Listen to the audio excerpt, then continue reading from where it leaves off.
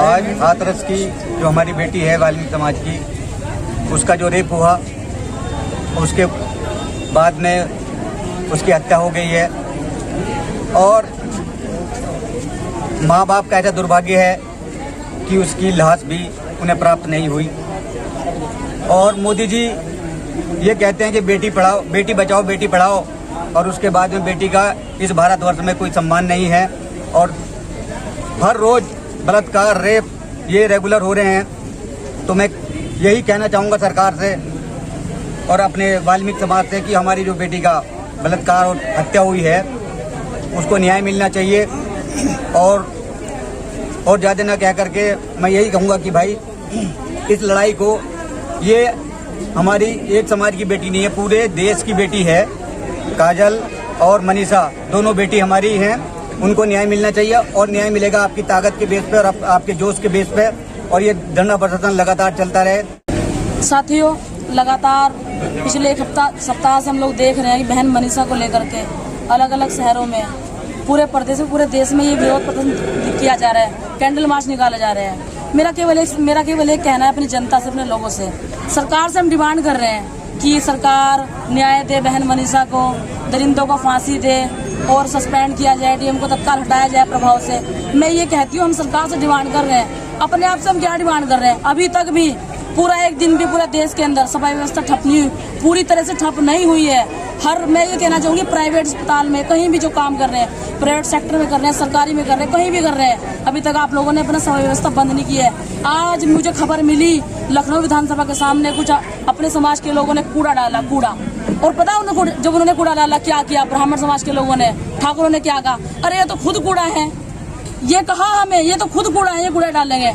अगर हम लोगों ने उनका कूड़ा उठाना बंद कर दिया तो वो कूड़ा सर पे उठाएंगे अपना, उन्हें कल ठिकाने आ जाएगी। लेकिन अभी हम ऐसा नहीं कर पा रहे हैं। सरकार से डिमांड करते हैं, अरे सरकार जनता बनाती है, सरकार ऐसे नहीं बनती। सरकार हम बनाते हैं, सरकार हम गिरा सकते हैं। मैं तो ये कहना चाहूंगी कि हमें इस सरकार को इतना झुका देना होगा कि यहाँ राष्ट्रपति शासन लगाया जाए। मैं सरकार से कोई भी उम्मीद नहीं करती।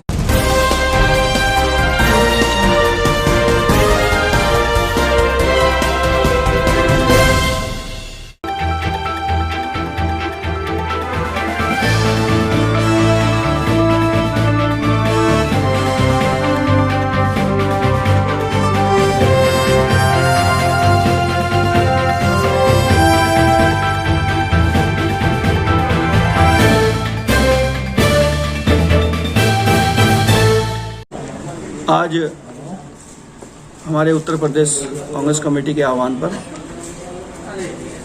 हाथरस के जो जिलाधिकारी को बर्खास्त करने की मांग को लेकर हमने महामहिम राज्यपाल महोदय के नाम एक ज्ञापन जिलाधिकारी महोदय के प्रशासनिक अधिकारी, संबंधित अधिकारी को दिया है।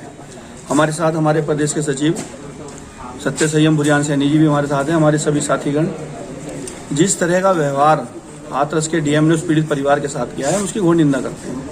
और मैं आप लोगों के माध्यम से कहना चाहता हूं कि वहां का डीएम एक इंसान ही तो है।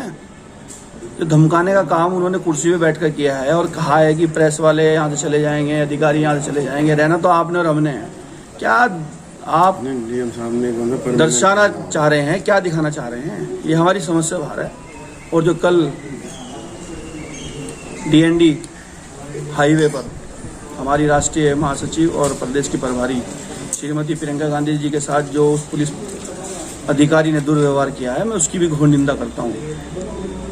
हम गांधीवादी लोग हैं, हमें हिंसा नहीं आती, लेकिन अगर कोई हमारे डंडा मारने का प्रयास करेगा तो डंडे का जवाब फिर डंडे से ही दिया जाएगा।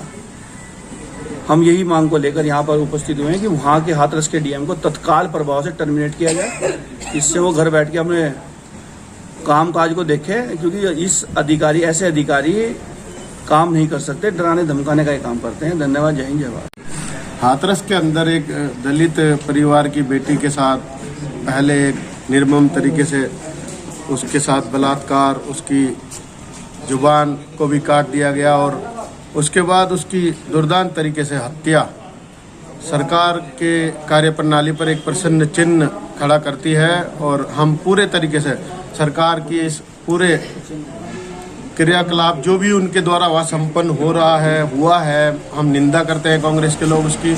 और फिर मीडिया को रोकने का काम वहाँ रहा। तो क्या सरकार का इसके पीछे मंशा है? क्यों सरकार वहाँ किसी को मिलने देना नहीं चाहती थी? उसके बाद हमारी राष्ट्रीय महासचिव और हमारे आदरणीय उपाध्यक्ष राहुल गांधी जी ने वहाँ पहुँचने का प्रयास किया, उन लोगों से मिलने का, उसमें भी व्यवधान डालने का सरकार ने काम किया।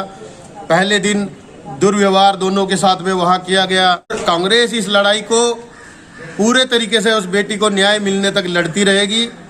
हम चैन से बैठेंगे नहीं। आज हमने ज्ञापन दिया है कि वहाँ के जिलाधिकारी को तत्काल प्रभाव से सेवा समाप्ति की जाए उनकी।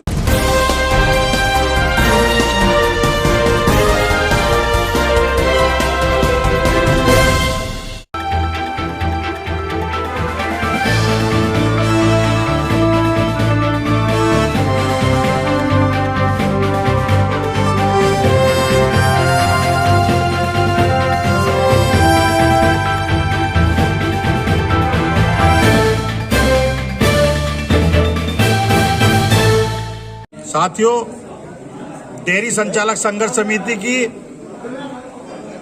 ये सालाना बैठक थी। आज से 1 साल पहले इस परिवार ने मुझे अध्यक्ष चुनने का काम किया, डेयरी संचालक संघर्ष समिति ने, और हम लोगों ने 1 साल तक बहुत बढ़िया काम करने का काम किया। एक परिवार की तरह एक संयुक्त सिस्टम के तहत हम लोग लगे रहे और इसे चलाया। आज दोबारा से मेरे साथियों ने, मेरे डेयरी संचालकों ने मुझ पे विश्वास किया और दोबारा मुझे अपने परिवार का मुखिया बनाने का काम किया। सभी डेयरी संचालकों को मैं आश्वस्त करना चाहता हूं, उनका धन्यवाद देना चाहता हूं कि अपनी जान की परवाह न करते हुए भी आप लोगों की उम्मीदों पर खरा उतरने का काम करूंगा। अगर रात को दिन रात भी आप मुझे पुकारने का काम करोगे, मैं आपके साथ कंधे से कंधा मिलाकर आपको साथ देने का काम करूंगा।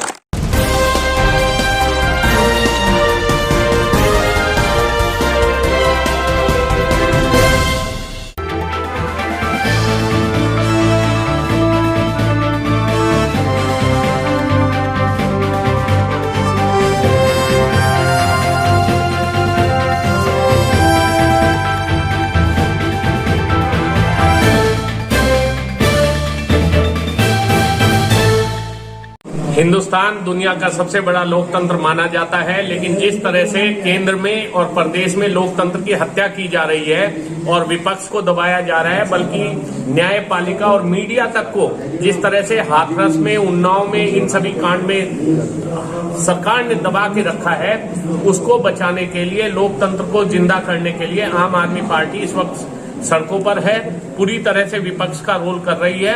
और सहारनपुर भी अब इसी में जो है, आज हमारे माननीय विधायक जी विधानसभा मुस्तफाबाद से हाजी यूनुस साहब यहाँ आए हैं, इसको तेज धार देने के लिए, संगठन और कैडर ट्रेनिंग को बहुत तेजी से यहाँ पर बढ़ाने के लिए आज हमारे एक अति आवश्यक बैठक हमारे लोगों की यहाँ पर हुई है। आम आदमी पार्टी बहुत ही तेजी से अब आने वाले जो हमारे जिला पंचायत के चुनाव है, प्रधानी के चुनाव है और विधानसभा चुनाव है, उसके लिए तैयारी कर रही है। जो दिल्ली में ऑक्सीमीटर का कार्यक्रम था, जो कोरोना से लड़ाई थी, वो मुस्तकिल सहारनपुर में चल रही है, उसका रिव्यू करने के लिए भी आज हमारे विधायक जी यहाँ पर मौजूद हैं। जय हिंद, जय भारत।